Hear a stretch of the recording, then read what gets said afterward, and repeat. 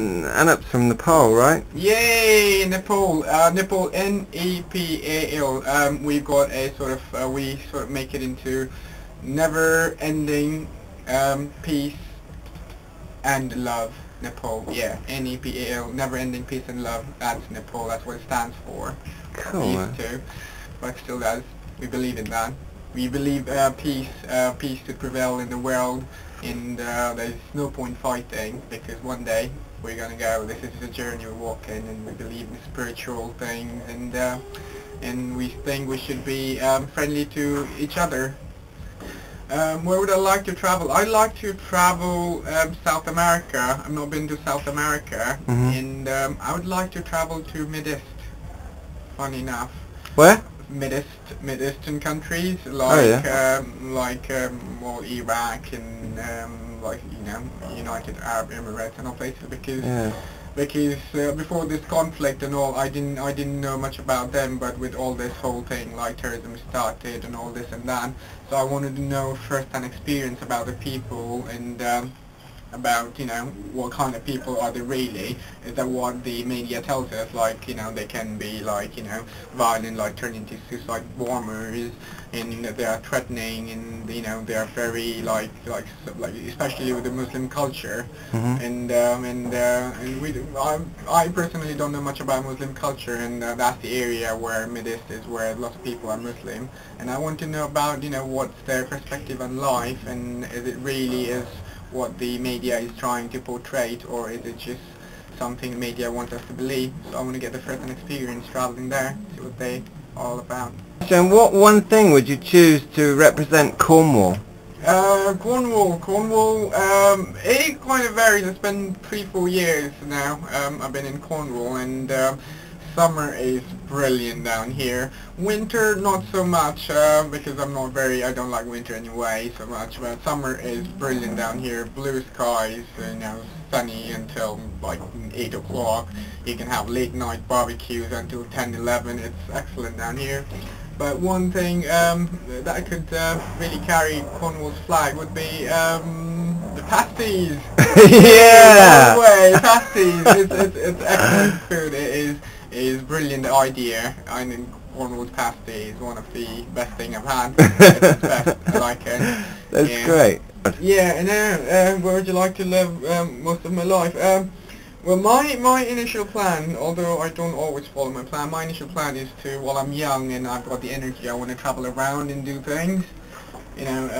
Go to places and learn about different cultures and different perspective on things and all that. And I would definitely would like to live in my own country because I believe I can bring about change in my country, and my country being a developing country, it does need change in people who can actually do something for the country and bring about change.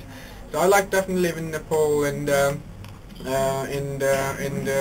do things for my country. But in the meantime, before I actually want to go there and do things, I want to travel around and gather as much information and broaden my knowledge about the whole world and what they think, and and take it back to Nepal. Question 4. What do you value about your culture and why? Well, my culture is my religion was I am a sort of like I've got Hindu and a little bit Buddhism mixed together. And Hindu and Buddhism, well, it's similar in a way because they both are very spiritual oriented religion.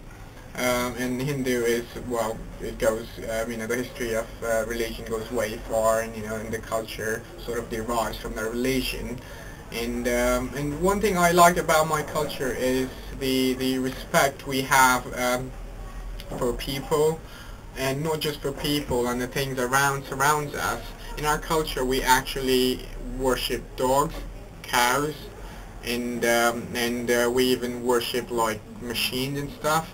And I think first when I was young and when I saw people doing that, I thought that was quite strange. Why are you worshipping a dog? Why are you worshipping a cow? And why are you doing like machinery stuff? But if you look into context and and put into perspective, I mean dogs are your best friends and they can give you security and they're doing so much for you. And I think there should be one day where you show your appreciation to dog and call it a dog's day, and you give nice food to them and everyone sort of worships them for what they've done.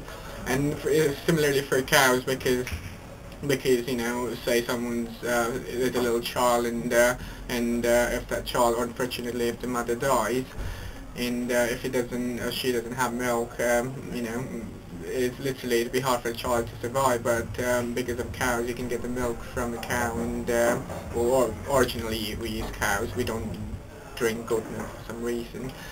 I think that's why we think cows given life to someone, so we should show some kind of respect to cows and worship them. And similarly, machineries, that gives the revolve the world round and round. Everything we use is getting so mechanized, and we take everything for granted. But we can imagine a world today without the machineries we use today. But I don't think lots of people in the world appreciate all those machineries and things that are doing stuff.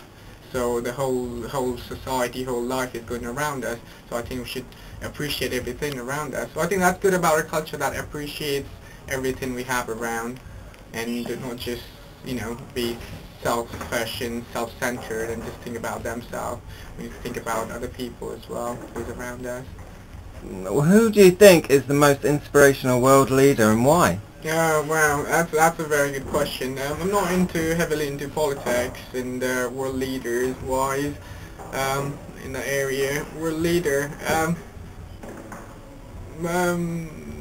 Well, it's very difficult to say because, well, could you call Bill Gates a world leader? It's, could you call him a leader because he has changed, well, he almost changed the whole face of the world. He's made, so much things so much easier in a way. But it could be wrong. People have different views on this. They think like, oh yeah, he's got a monopoly company, he's making so much money, this and that. But looking at the surface level, it makes life so much easier for people now, and we can communicate. I've learned so much English and everything. It's all whole advancement in internet technology and this and that. And I think he's got a quite good. He's a quite big force behind all this integration of culture and society, and without a person like him I think we'd be still 20 years behind, and all this integration would have been so rapid. So I think he's sort of leader in a way, not like a Nelson Mandela kind of leader, or like someone who is actively can change the policies and influence, but in a sort of background he's done something commercially and he's brought the whole society together, and I think that's quite good contribution to the society.